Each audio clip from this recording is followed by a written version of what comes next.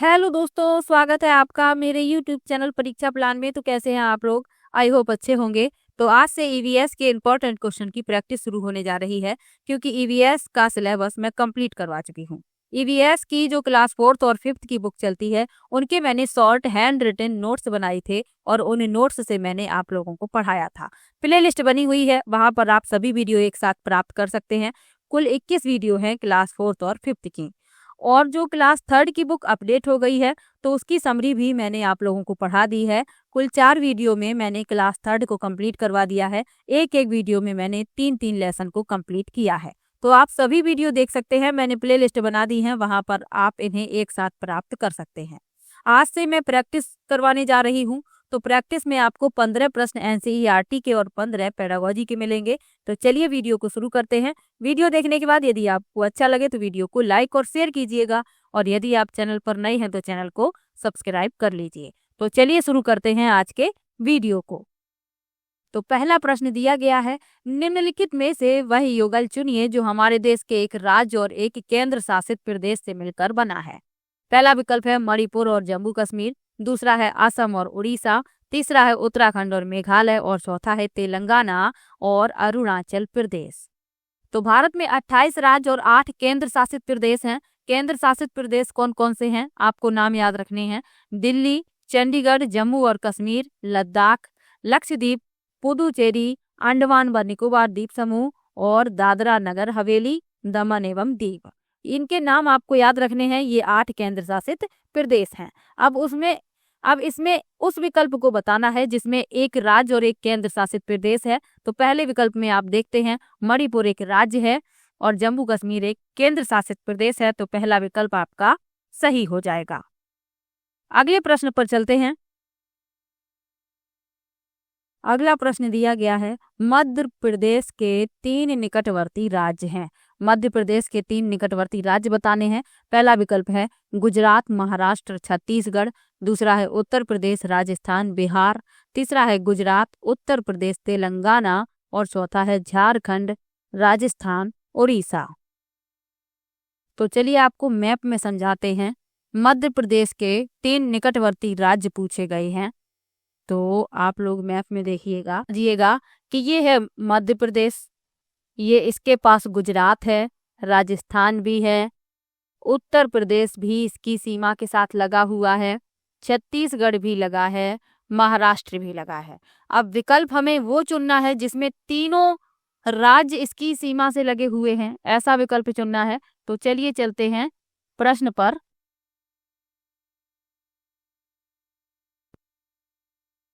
तो इसमें पहले विकल्प में लिखा हुआ है गुजरात, महाराष्ट्र, छत्तीसगढ़, ये तीनों ही सीमा बनाते हैं। चलिए दूसरा विकल्प भी देख लेते हैं।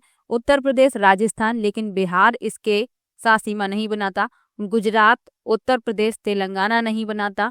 राजस्थान, झारखंड, उड़ीसा ये नहीं बनाते। तो पहले विकल्प में आप देखते हैं कि गुजरात, महाराष्ट्र और छत्तीसगढ़ ये तीनों ही मध्य प्रदेश के निकटवर्ती हैं। तो पहला विकल्प ही इस प्रश्न का उत्तर हो जाएगा। अगले प्रश्न पर चलते हैं।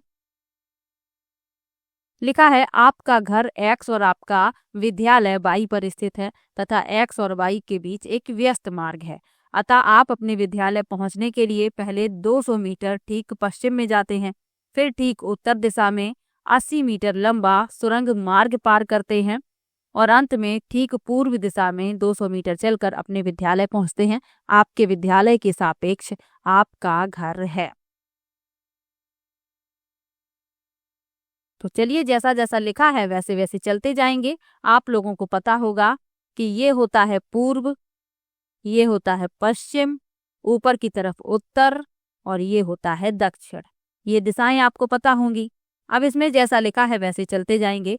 लिखा है कि आप अपने विद्यालय पहुंचने के लिए पहले 200 मीटर ठीक पश्चिम दिशा में जाते हैं। तो आप यहाँ से चले हैं और 200 मीटर आप पश्चिम दिशा में चले जाते हैं। उसके बाद क्या लिखा हुआ है, फिर ठीक उत्तर दिशा में, अब ठीक उत्तर दिशा में जाना है, 80 मीटर लंबा सुरंग मार्ग पार करते हैं। तो ठीक उत्तर दिशा में ऊपर की तरफ चल दिए।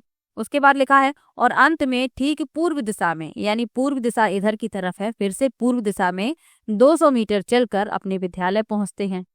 यहाँ पर आप अपने विद्यालय पहुंच गए। अब पूछा गया है कि आपके विद्यालय के सापेक्ष आपका घर है, तो आपके विद्यालय के सापेक्ष आपका घर ठीक 80 मीटर दक्षिण में है, क्योंकि ये दूरी जो है 80 मीटर है और नीचे की तरफ ये दक्षिण होता है। ये आपका विद्यालय है, ये आपका घर है, तो ठीक 80 मीटर दक्षिण में है। तो डी विकल्प में लिखा हुआ है कि 80 मीटर ठीक दक्षिण, तो यही विकल्प आपके प्रश्न का उत्तर हो जाएगा। इस तरीके के प्रश्न में जैसा जैसा कहा जाता है वैसे वैसे हम चित्र बनाते जाते हैं और प्रश्न को इसी तरीके से सॉल्व करते हैं। चलिए अगले प्रश्न पर चलते हैं। लिखा है, नीचे दिए गए किस राज्य के पहाड़ों के जंगलों में लोग झूम खेती के तरीके को अपनाते हैं। आप लोगों को डिटेल में बाकायदा मैंने नोट्स बनाकर पढ़ाया है झूम खेती के बारे में, जिसने भी वीडियो देखी है उसको पता होगा। पहला विकल्प है झारखंड, दूसरा है मिजोरम, तीसरा है असम और चौथा है छत्तीसगढ़। तो किस राज्य के पहाड़ों के जंगलों में लोग झूम खेती के तरीके को अपनाते हैं? तो झूम खेती को स्थानांतरित खेती भी कहा जाता है और इसमें क्या किया जाता है कि एक जगह को साफ किया जाता है, उसमें जो खरपतवार घास वगैरह होती है उसे वहीं पर जला दिया जाता है और जो राख मिलती है उसे उसी भूमि में मिला दिया जाता है और फिर बीज छिड़क दिए जाते हैं। इसमें हल नहीं चलाया जाता, ये आपको याद रखना है। और जब एक फसल तैयार हो जाती है तो भूमि को कुछ समय के लिए ऐसा ही छोड़ दिया जाता है। तो ये आप लोगों को याद रखना है। अब ये कहाँ पर की जाती है ये पूछा गया है, तो ये की जाती है मिजोरम में। बी विकल्प इसमें सही है। और झूम खेती से कई बार प्रश्न पूछा गया है। आपको याद रखना है कि ये भारत के उत्तर पूर्वी राज्यों में प्रचलित है, तो आपको याद रखना है मिजोरम इसमें सही है, बी विकल्प।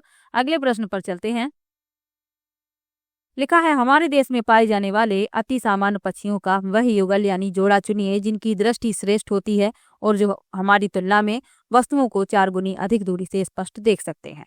पहला विकल्प है कबूतर और तोता, दूसरा है कौआ और कोयल, तीसरा है गिद्ध और फाख्ता और चौथा है चील और बाज।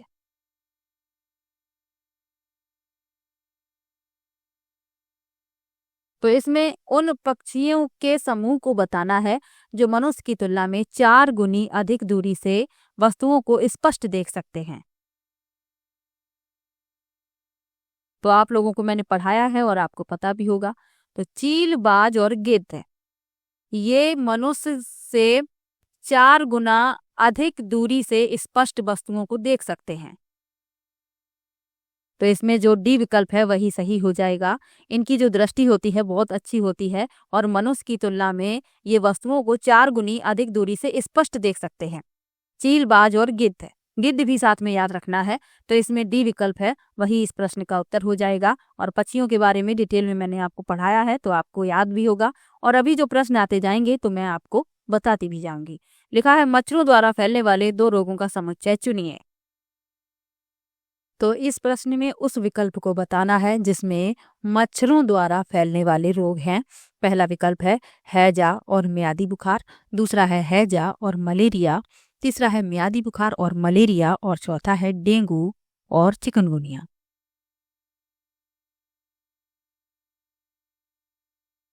तो इस प्रश्न में आपका जो चौथा विकल्प है वही इस प्रश्न का उत्तर हो जाएगा, डेंगू और चिकनगुनिया। ये मच्छरों से फैलने वाले रोग हैं। मलेरिया भी मच्छरों से फैलता है, लेकिन इसमें दोनों साथ में लिखे हुए हैं, तो यही इस प्रश्न का उत्तर है। हैजा और मियादी बुखार दोनों जीवाणु जनित रोग हैं, तो साथ में आपको ये भी याद रखना है। अगला प्रश्न देखते हैं।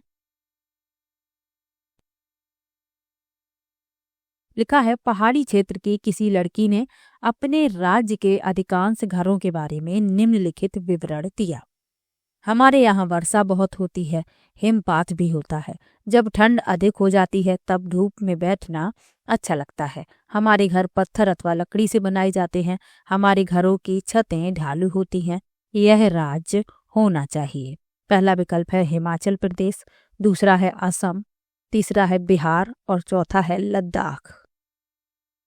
तो लड़की ने अपने यहाँ के घरों के बारे में विवरण दिया है।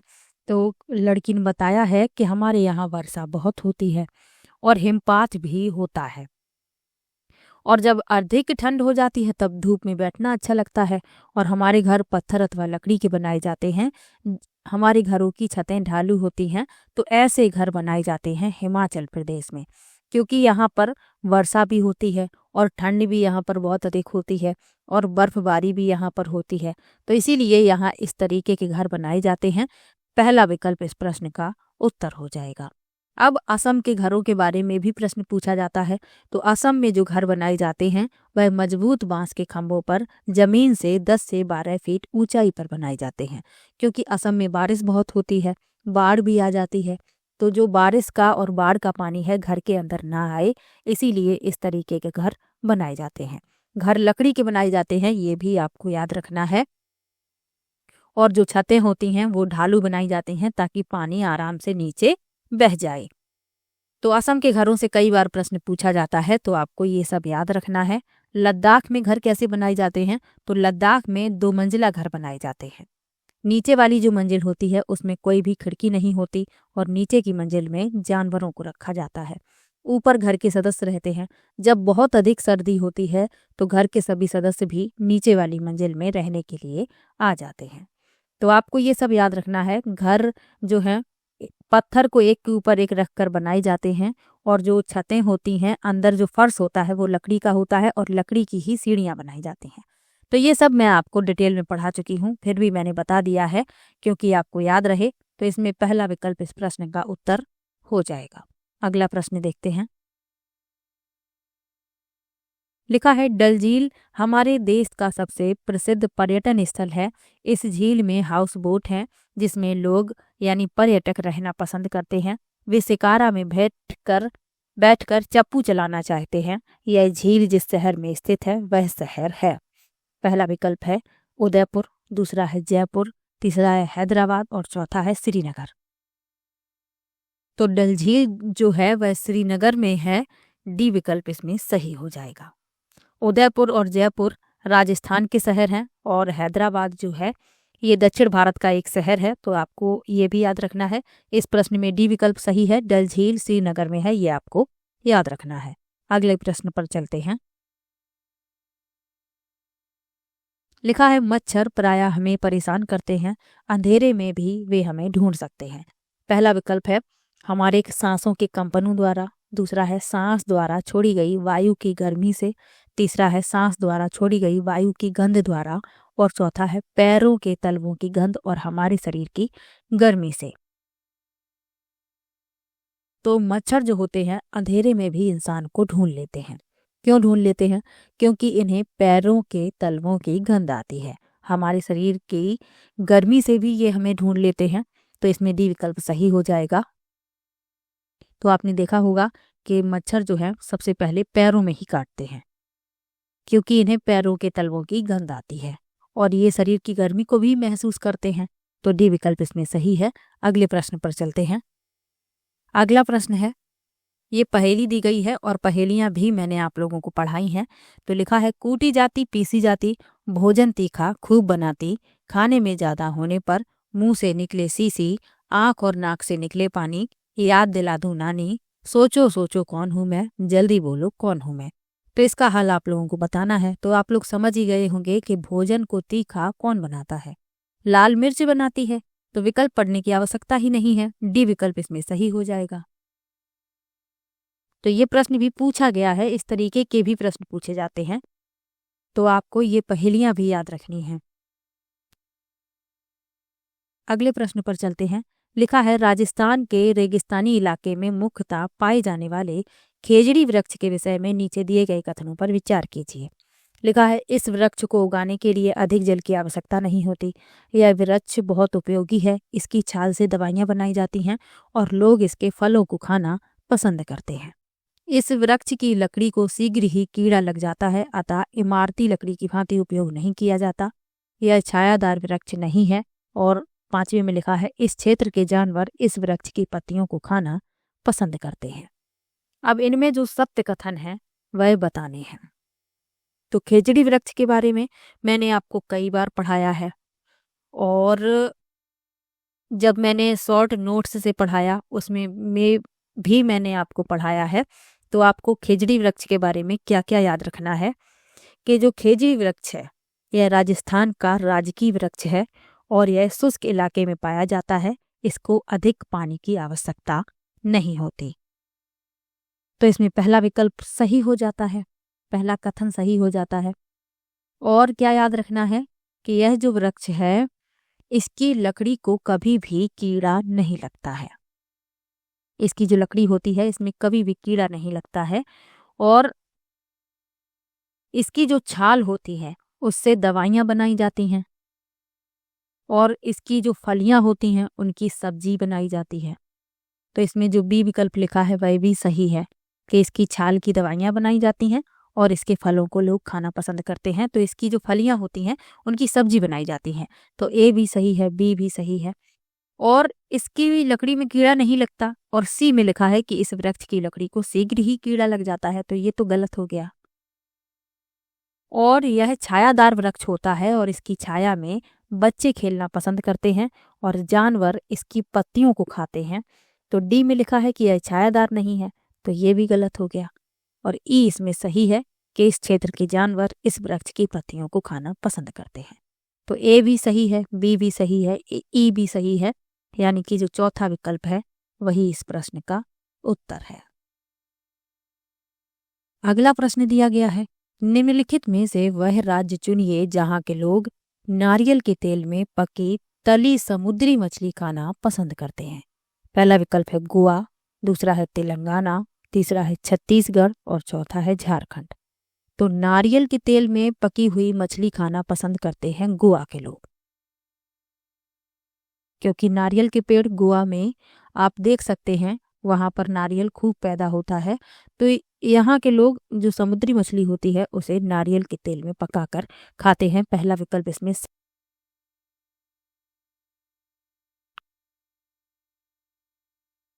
अब यदि प्रश्न पूछ लिया जाए कि सरसों के तेल में मछली पकाकर कहाँ के लोग खाते हैं, तो जम्मू और कश्मीर के लोग सरसों के तेल में पकाकर मछली को खाते हैं। तो इसमें पहला विकल्प सही है, यहाँ के लोग नारियल के तेल में समुद्री मछली को पकाकर खाते हैं। अब तेलंगाना, छत्तीसगढ़ और झारखंड, इनके बारे में भी जान लीजिए। तो तेलंगाना दक्षिण भारत का एक राज्य है और यह अपने मसालेदार व्यंजनों विशेषकर बिरयानी एवं हालीम के लिए जाना जाता है। छत्तीसगढ़ जो है यह मध्य भारत का एक राज्य है और यह आदिवासी व्यंजनों के लिए जाना जाता है। और झारखंड पूर्वी भारत का एक राज्य है और इसमें जो व्यंजन बनाए जाते हैं इनमें चावल, बाजरा ये सब शामिल होते हैं। तो चावल, बाजरा और सब्जियों से स्थानीय व्यंजन यहाँ पर बनाए जाते हैं। तो इसमें पहला विकल्प सही है। चलिए अगले प्रश्न पर चलते हैं।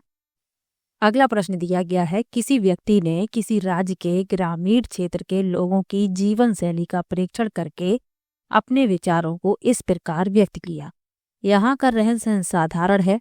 लोग खाने की वस्तुओं जैसे टैपियोका, कसावा और नारियल को अपने घरों के आंगन में ही उगाते हैं और इनसे बने व्यंजन चाव से खाते हैं। यह राज्य होना चाहिए। पहला विकल्प है केरल, दूसरा है असम, तीसरा है तेलंगाना और चौथा है उड़ीसा।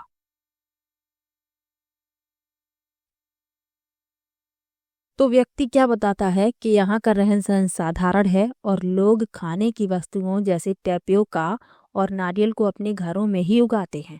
तो टैपियोका जो है केरल के लोग खाना पसंद करते हैं और नारियल यहाँ पर अधिक मात्रा में पैदा होता है, तो लोग अपने घरों में ही नारियल उगा लेते हैं।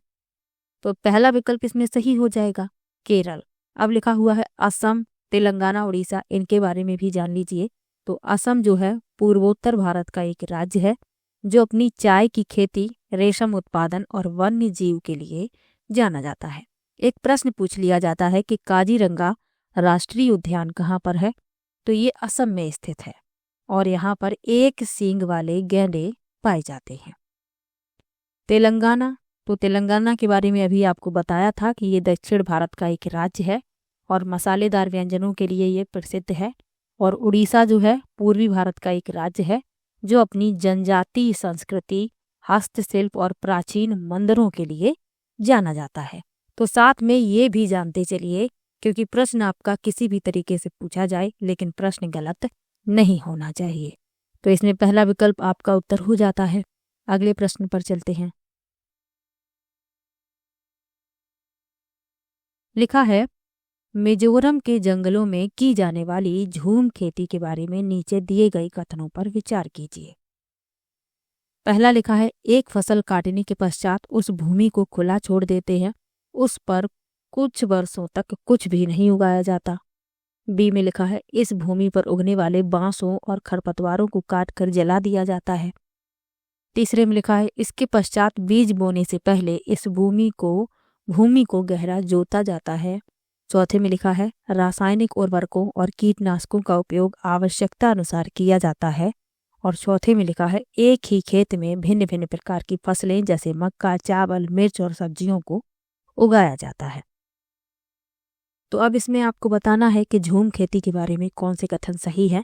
तो अभी मैंने आपको झूम खेती के बारे में बताया ही था, तो आपको याद होगा कि इसमें क्या किया जाता है। एक फसल काटने के पश्चात उस भूमि को खुला छोड़ देते हैं कुछ वर्षों तक, उसमें कुछ भी नहीं उगाया जाता। फिर उसमें जो बांस है, खरपतवार है, घास है, ये उगाते हैं तो उन्हें काटकर वहीं जला दिया जाता है। तो इसीलिए झूम खेती को कर्तन और दहन कृषि भी कहा जाता है, यानी कि जो खरपतवार होते हैं उन्हें काटकर वहीं जला दिया जाता है। अब इन्हें जलाने के बाद जो राख मिलती है उसे भूमि में ही मिला दिया जाता है। भूमि में कोई भी हल नहीं चलाया जाता, ना ही कोई खाद और रासायनिक उर्वरकों और कीटनाशकों का प्रयोग किया जाता है। और एक ही खेत में कई फसलें एक साथ उगा ली जाती हैं, जैसे धान है, चावल है, मक्का है, मिर्च और सब्जियां। तो इन सबको एक ही खेत में उगा लिया जाता है। धान और चावल एक ही होता है, मैंने 2 बार बोल दिया था। तो धान, मक्का, मिर्च और सब्जियां, इनको एक ही खेत में उगा लिया जाता है। तो इसमें जो सही है वह बताने थे। तो इसमें आपका ए सही है, बी सही है, सी और डी गलत हैं और ई सही है। तो ए, बी, ई सही है, यानी जो डी विकल्प है वही इस प्रश्न का उत्तर है। और झूम खेती के बारे में याद कर लीजिए क्योंकि प्रश्न पूछा जाता है। चलिए अगले प्रश्न पर चलते हैं और इसके बाद फिर पेडागोजी के क्वेश्चन को लेंगे। तो लिखा है, 15वां प्रश्न है। एनसीईआरटी बेस्ड कुल 15 प्रश्न मैं ले रही हूँ और 15 आपके पेडागोजी के हैं। तो चलिए इस प्रश्न को सॉल्व कर लेते हैं। लिखा है, नीचे दी गई पहेली को हल कीजिए। काले काले मोती जैसी, छोटी सी पर गोल हूँ, बारीक पिसी या दरदरी, मैं तीखे स्वाद वाली हूँ, मीठे और नमकीन में दोनों में डाली जाती हूँ। सोचो सोचो कौन हूँ मैं, जल्दी बोलो कौन हूँ मैं, इसका हल है। तो काले काले मोती जैसी, अब इसमें आप विकल्प से ही पहचान सकते हैं कि काले काले मोती जैसी कौन होती है। तीखा स्वाद होता है जिसका, तो वह होता ही है काली मिर्च। ए विकल्प इसमें सही हो जाएगा। चलिए अब चलते हैं पेडागोजी के क्वेश्चन पर।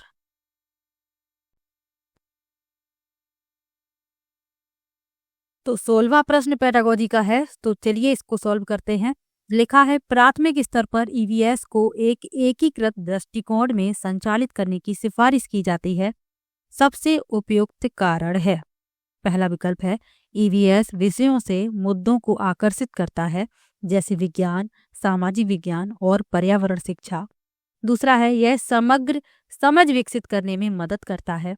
तीसरा है, छात्रों और शिक्षकों के बोझ को कम करने में मदद करता है। और चौथा है, एकीकृत ईवीएस पढ़ाना सुविधाजनक है।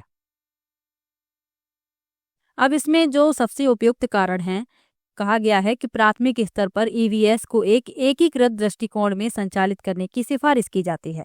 तो सबसे उपयुक्त कारण बताने हैं।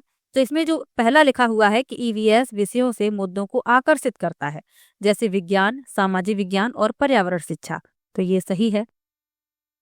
दूसरा लिखा हुआ है, यह समग्र समझ विकसित करने में मदद करता है, ये भी सही है। तीसरा लिखा है, छात्रों और शिक्षकों के बोझ को कम करने में मदद करता है, ये गलत है। एकीकृत ईवीएस पढ़ाना सुविधाजनक है, ये भी इसमें नहीं है उपयुक्त कारण। तो ए और बी इसमें सही हैं, यानी कि जो तीसरा विकल्प है वही आपके प्रश्न का उत्तर हो जाएगा। क्योंकि आप देखते हैं कि प्राथमिक स्तर पर जो ईवीएस है एकीकृत दृष्टिकोण में संचालित की जाती है। यह दृष्टिकोण छात्रों को विज्ञान, सामाजिक अध्ययन जैसे ज्ञान के विभिन्न क्षेत्रों के बीच संबंध बनाने के लिए प्रोत्साहित करता है ताकि पर्यावरणीय मुद्दों की गहन समझ विकसित हो सके। तो इसमें आपका तीसरा विकल्प सही है। चलिए अगले प्रश्न पर चलते हैं। लिखा है, एक ईवीएस शिक्षक के रूप में आप चाहते हैं कि आपके विद्यार्थी वयस्कों के आसपास अपनी सुरक्षा के बारे में जागरूक हों ताकि वे अपनी देखभाल कर सकें और यौन उत्पीड़न का शिकार ना हो। आपको कौन सा कदम सबसे उपयुक्त लगता है? पहला है, उन्हें पॉक्सो एक्ट 2012 के बारे में बताएं।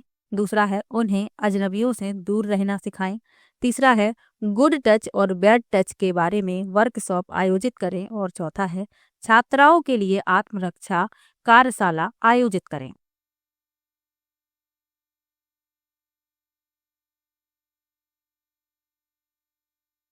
तो ईवीएस शिक्षक के रूप में आप चाहते हैं कि आपके जो विद्यार्थी हैं वयस्कों के आसपास अपनी सुरक्षा के बारे में जागरूक हों ताकि वे अपनी देखभाल कर सकें और यौन उत्पीड़न का शिकार ना हो। तो उन्हें गुड टच और बैड टच के बारे में बताएं, यानी कि गुड टच और बैड टच के बारे में वर्कशॉप आयोजित करें। तीसरा विकल्प इसमें सही हो जाएगा। तीसरा विकल्प इस प्रश्न का उत्तर है। चलिए अगले प्रश्न पर चलते हैं। लिखा है, रोशनी एक ईवीएस शिक्षिका से सरसों, हरा चना, बंगाल चना और मिर्च के प्रत्येक 20 बीजों में से कितने बीज अंकुरित हुए के लिए एक डेटा चार्ट प्रदर्शित किया। उन्होंने उनसे यह समझाने के लिए कहा कि विभिन्न बीजों की अंकुरण दर में भिन्नता क्यों होती है। वह कौन से कौशल का आकलन करना चाहती हैं? तो रोशनी एक ईवीएस शिक्षिका हैं। इन्होंने क्या किया, सरसों, हरा चना, बंगाल चना और मिर्च के प्रत्येक बीजों में से कितने बीज अंकुरित हुए, इसके लिए एक डेटा चार्ट प्रदर्शित किया है। तो उन्होंने यह समझाने के लिए कहा कि विभिन्न बीजों की अंकुरण दर में भिन्नता क्यों होती है। तो वह किसका आकलन करना चाहती हैं, ये पूछा गया है। पहला विकल्प है प्रयोग, दूसरा है अनुमान लगाना, तीसरा है निष्कर्ष निकालना और चौथा है जांच।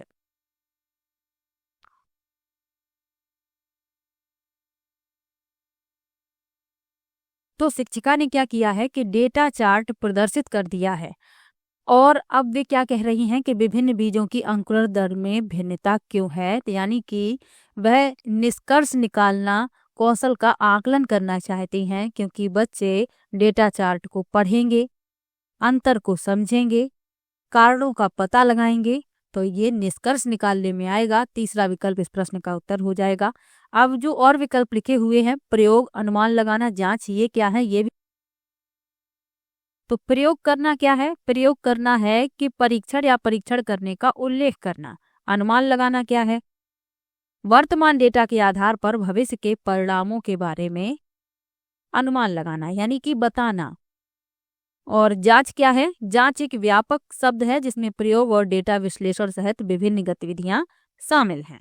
तो इन सब के बारे में भी याद रखिए। इसमें तीसरा विकल्प सही है। चलिए अगले प्रश्न पर चलते हैं। लिखा है, छात्रों में ईवीएस में प्रक्रिया कौशल का आकलन करने के लिए आकलन की उपयुक्त उपकरणों की अधिकतम संख्या का चयन करें। पहला विकल्प है शिक्षक डायरी, दूसरा है परियोजना कार्य, चित्र बनाना, चित्र पठन। विकल्प नीचे दिए गए हैं। इसमें क्या पूछा गया है कि छात्रों में प्रक्रिया कौशल का आकलन करने के लिए के उपयुक्त उपकरणों की अधिकतम संख्या, यानी कि प्रक्रिया कौशल का आकलन करना है तो कौन से उपकरण जरूरी होंगे? परियोजना कार्य, चित्र बनाना, चित्र पठन। शिक्षक डायरी का इसमें कोई भी महत्व नहीं है, तो बी सी डी इसमें सही है, यानी कि जो दूसरा विकल्प है वही इस प्रश्न का उत्तर हो जाएगा। अब प्रक्रिया कौशल क्या होता है ये भी जान लीजिए। तो प्रक्रिया कौशल में वे संज्ञानात्मक और व्यवहारिक कौशल शामिल हैं जिनका उपयोग छात्र पर्यावरणीय घटनाओं की जांच, समझ और विश्लेषण करने के लिए करते हैं। तो दूसरा विकल्प इसमें सही है। अगला प्रश्न देखते हैं। लिखा अगला प्रश्न दिया गया है, पहले दिन से 10वें दिन तक बीज किस प्रकार अंकुरण में आते हैं, लिखिए। रीता ने अंकुरण का पाठ पढ़ाने से पहले अपने विद्यार्थियों को यह कार्य दिया। वह अपने छात्रों की कौन सी क्षमता का आकलन करने की कोशिश कर रही है? पहला लिखा है चित्र बनाएं और प्रस्तुत करें। दूसरा है अनुमान करें कि अंकुरित बीज कैसे दिखेंगे। तीसरा है निरीक्षण करें और रिकॉर्ड करें, और चौथा है दी गई क्रियाकलाप से निष्कर्ष निकालें।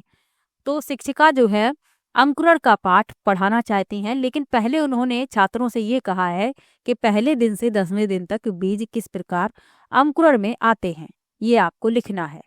तो वे कौन सी क्षमता का आकलन करना चाहती हैं?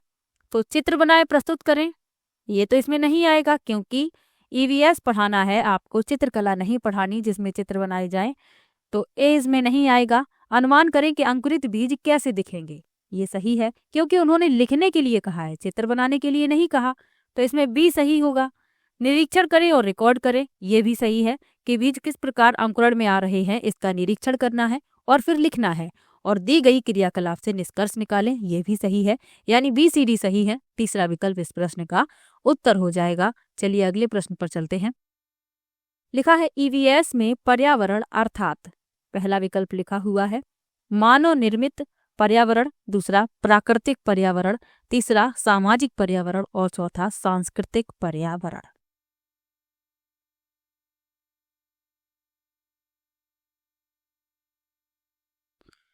तो पर्यावरण अध्ययन में पर्यावरण जो शब्द है इसका अर्थ प्राकृतिक और मानव निर्मित परिवेश से है, जिसमें सजीव और निर्जीव घटक आपस में क्रिया करते हैं।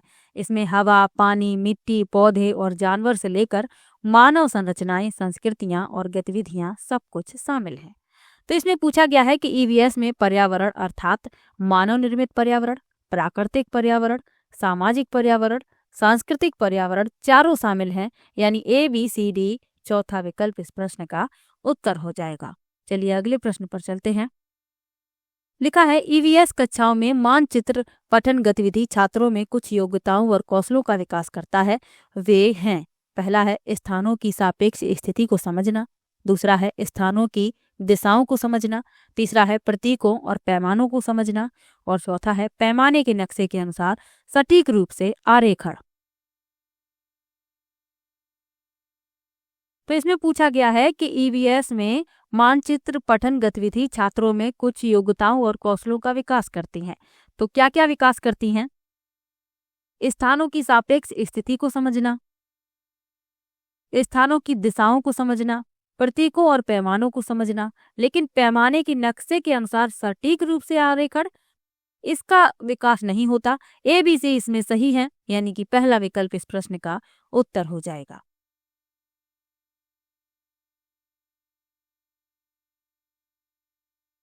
अगला प्रश्न देखते हैं।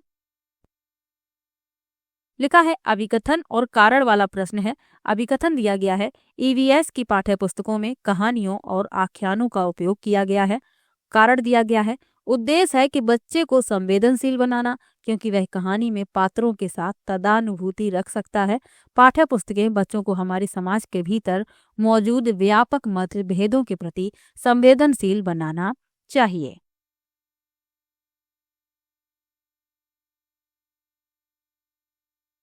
तो इसमें आप देखते हैं कि अभिकथन सही है, क्योंकि ईवीएस की पाठ्य पुस्तकों में कहानियों और आख्यानों को शामिल किया गया है। और कारण क्या है कि बच्चे को संवेदनशील बनाना, क्योंकि वह कहानी में पात्रों के साथ तदानुभूति रख सकता है। यानी अभिकथन भी सही है, कारण भी सही है, और कारण अभिकथन की सही व्याख्या भी कर रहा है। तो पहला विकल्प इस प्रश्न का उत्तर होगा। चलिए अगले प्रश्न पर चलते हैं। लिखा है एक ईवीएस शिक्षिका अपने छात्रों से कल्पना करने और उत्तर देने के लिए कहती हैं, क्या होता अगर पृथ्वी से सभी पक्षियों को एक साथ मार दिया जाता। ऐसे प्रश्न हैं। पहला विकल्प है अभिसारी प्रश्न, दूसरा है काल्पनिक प्रश्न, तीसरा है अपसारी प्रश्न और चौथा है दार्शनिक प्रश्न। तो ऐसे प्रश्न जिसमें व्यापक सोच को बढ़ावा दिया जाता है, व्यापक विचारों को बढ़ावा दिया जाता है, ऐसे प्रश्न अपसारी प्रश्न कहलाते हैं। इसमें यही तो कहा गया है कि क्या होता अगर पृथ्वी से सभी पक्षियों को एक साथ मार दिया जाए।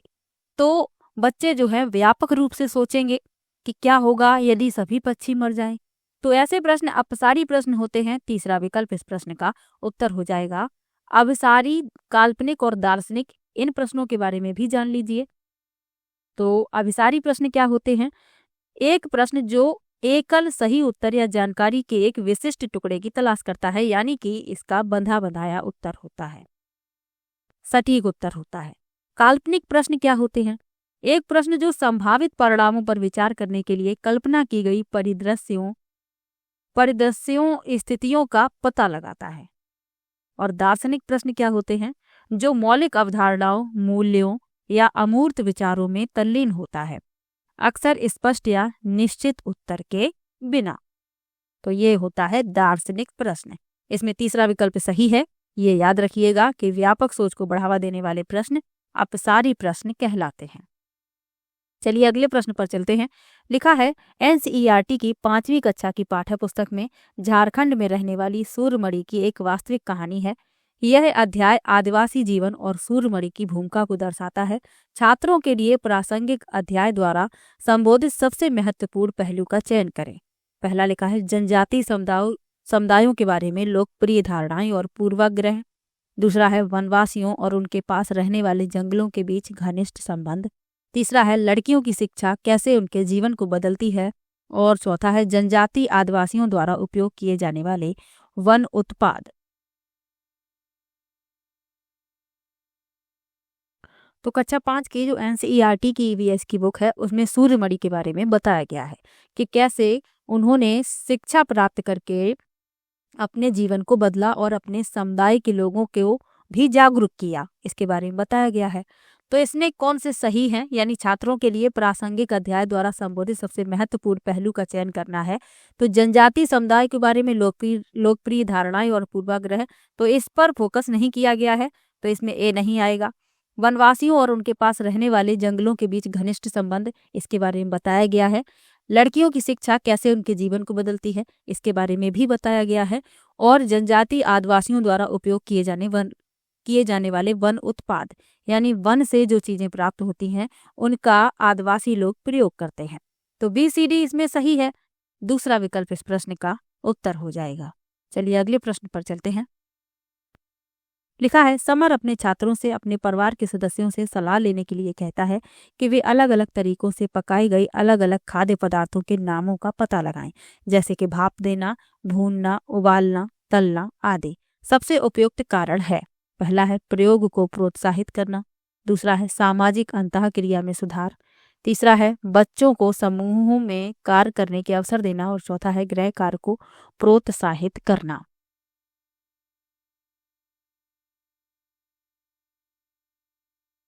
तो जो शिक्षक हैं उन्होंने क्या कहा है कि अपने परिवार के सदस्यों से सलाह लेने के लिए वे कह रहे हैं कि अलग अलग तरीकों से पकाई गई अलग अलग खाद्य पदार्थों के नामों का पता लगाएं।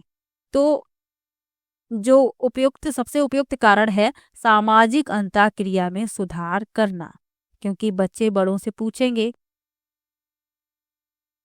तो इसका जो सबसे उपयुक्त कारण होगा सामाजिक अंतःक्रिया में सुधार। दूसरा विकल्प इस प्रश्न का उत्तर हो जाएगा। बच्चे बड़ों से पूछेंगे, सलाह लेंगे, कारण पूछेंगे, अपने विचार भी बताएंगे, तो इसीलिए दूसरा विकल्प इस प्रश्न का उत्तर होगा। अगले प्रश्न पर चलते हैं। निम्नलिखित में से कौन सा प्राथमिक स्तर पर ईवीएस पढ़ाने में अनुभवात्मक रणनीतियों को सबसे अच्छा दर्शाता है? पहला लिखा है चर्चा, दूसरा है प्रदर्शन, तीसरा है क्षेत्र भ्रमण और चौथा है कला एकीकृत शिक्षा।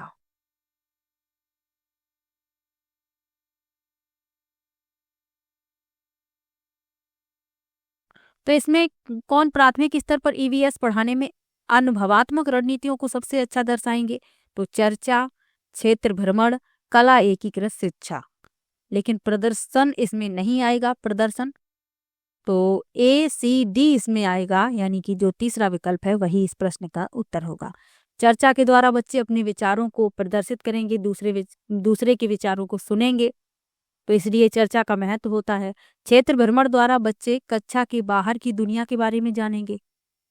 और कला एकीकृत शिक्षा यानी कि सीखने की गतिविधियों में कला को शामिल करने से छात्र रचनात्मक रूप से अवधारणाओं का पता लगाएंगे।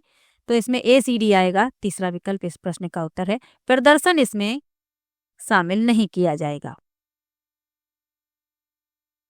अगला प्रश्न दिया गया है, ईवीएस पाठ्यचर्या सीखने के सामाजिक रचनावादी परिप्रेक्ष्य में तैयार किया गया है।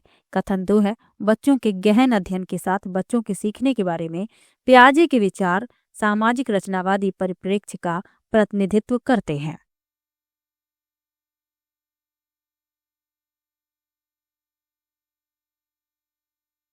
तो इसमें जो कथन 1 लिखा है ये सही है कि ईवीएस पाठचर्या सीखने के सामाजिक रचनावादी परिप्रेक्ष्य में तैयार किया गया है, ये सही है। लेकिन कथन 2 में क्या लिखा है कि बच्चों के गहन अध्ययन के साथ बच्चों के सीखने के बारे में पियाजे के विचार सामाजिक रचनावादी परिप्रेक्ष्य का प्रतिनिधित्व करते हैं, ये गलत है।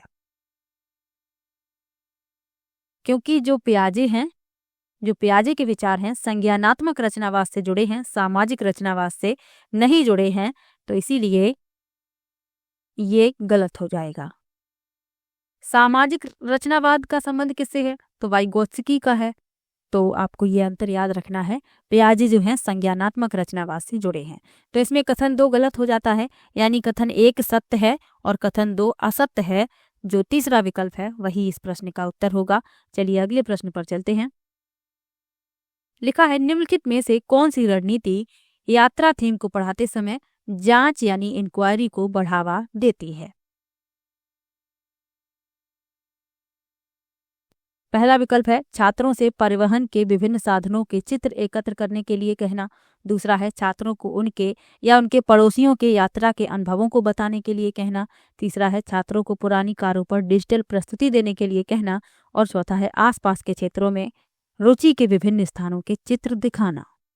तो ईवीएस के पाठ्यक्रम में 6 विषय शामिल हैं और इनके बारे में आपको जानना है क्योंकि इनसे प्रश्न पूछा जाता है, यानी 6 थीम है।